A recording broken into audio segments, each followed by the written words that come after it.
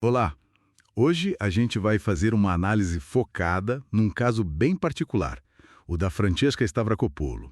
Ela é uma acadêmica bíblica e o trabalho dela, bom, provoca reações muito fortes. Temos aqui fontes sobre a pesquisa dela e até trechos de uma entrevista que ela deu, bem interessante. E o mais curioso, talvez, ela é ateia. Nossa ideia aqui é tentar desvendar por que essa pesquisa dela, que olha a Bíblia por um viés histórico, causa tanto rebuliço, a ponto dela receber ameaças sérias, né? Sim, ela fala em ameaças de estupro, de morte, frequentemente, segundo ela, vindas de cristãos evangélicos. Por e-mail, rede social, até no endereço do trabalho dela. É uma situação bem extrema. Vamos tentar entender isso melhor. Pois é. E o fascinante, eu acho, é como a própria Stavrakopoulos lê essa violência toda. Ela não encara só como, sei lá, ódio puro.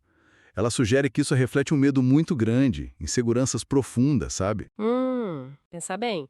As conclusões dela desafiam de frente interpretações mais fundamentalistas da Bíblia. Para quem baseia a vida e a visão de mundo nesses textos como, tipo, a palavra divina imutável, isso é perturbador. A pesquisa dela meio que planta aquela dúvida, né? Aquele e se não for bem assim? Isso desestabiliza. Faz todo sentido pensar nesse desconforto que pode gerar. Mas uma coisa que me chamou a atenção nas fontes é a trajetória dela. Quer dizer, uma ateia, né, com ascendência grega, que curtia a mitologia quando criança e de repente decide estudar a fundo a Bíblia, Novo Testamento, Bíblia hebraica. Como é que ela explica esse interesse todo vindo de um lugar não religioso? Olha, ela vê isso como um interesse histórico e cultural mesmo. Para Stavrakopoulos, a religião faz parte do que é ser humano. Está ligada à nossa capacidade de socializar, de criar histórias, de imaginar. Ela não vai para a Bíblia buscar fé. Ela vai como quem estuda um artefato cultural importantíssimo, um conjunto de textos antigos que moldaram muita coisa. Entendi. E essa abordagem, então, de tratar a Bíblia como quase uma biblioteca antiga, né?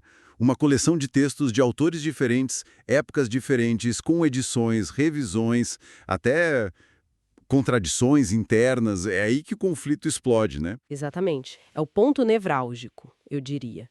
Porque tratar a Bíblia assim como uma antologia histórica feita por mãos humanas ao longo de séculos, isso bate de frente com a visão dela como palavra infalível, intocada de Deus. A Stavrakopoulos até comenta que a intensidade das acusações que ela recebe, tipo de blasfêmia, de ser do mal, só mostra o quanto as ideias dela podem ser assustadoras para a fé de algumas pessoas. E tem um ponto que parece até contraditório, mas é super importante no argumento dela. Ela critica o chamado novo ateísmo, aquele movimento mais, digamos, vocal, né? Tipo o Richard Dawkins e outros. Sendo ela mesma ateia e sofrendo na pele essa intolerância religiosa, por que criticar outros ateus? É uma ótima pergunta. Na visão dela, esse tipo de ateísmo falha em entender a complexidade da religião e acaba desrespeitando as pessoas religiosas. Ela argumenta que a religião tem um impacto gigantesco no mundo, para coisas boas e ruins, claro, como ela aponta em relação a direitos restringidos por leituras bíblicas.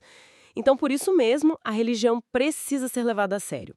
Precisa ser estudada, criticada, desafiada, com rigor, mas não simplesmente ridicularizada ou varrida para debaixo do tapete. Interessante essa posição. Ela critica tanto a rigidez de certas leituras religiosas quanto um certo tipo de ateísmo que ela considera superficial, talvez. E como que essa experiência toda dela, essas ameaças, se conectam com o tema maior do discurso de ódio, especialmente o de fundo religioso? A conexão é direta, é crucial. O caso dela não é único, infelizmente, mas é um exemplo muito claro. Mostra como esse choque entre pesquisa acadêmica crítica e certas interpretações religiosas pode, em alguns grupos, ir muito além do debate de ideias, pode descambar para hostilidade, para ameaça real. Isso toca direto na discussão sobre os limites da crítica religiosa, sobre a liberdade acadêmica e, fundamentalmente, sobre as raízes de certos discursos de ódio. O caso dela ilustra bem por que certas vertentes do cristianismo não podem ser ignoradas quando a gente analisa discurso de ódio hoje em dia. Certo.